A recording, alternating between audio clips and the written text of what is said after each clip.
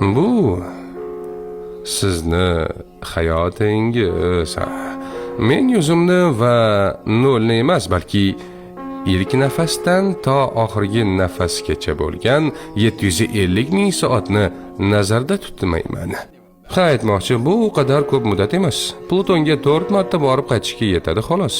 Ammo pizzaga aylantirilganda oddiy odamning hayoti mana bunday ko'rinishga ega. Bu pizzaning aynan yarim tanangizga g'amxo'rlik qilish, masalan, uxlash va ovqatlanish, hojatxonaga chiqish, yostiqni salqin tomonini burish va hokazolarga ketadi. Yana 20% barcha qarorlar siz uchun qabul qilinadigan bolalik. Va faqat mana bu qimmatli 3-qismi ongli kattalar hayoti.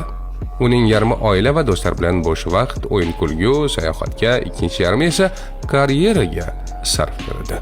Ko'ryapsizmi? Ish hayotingizdagi eng yaxshi vaqtning yarmini oladi va u qiziqarli bo'lsa, sizni farovon hayot bilan ta'minlasa, barcha rejalaringiz va istaklaringizni amalga oshirishga ko'maklashsa yaxshi bo'lar edi.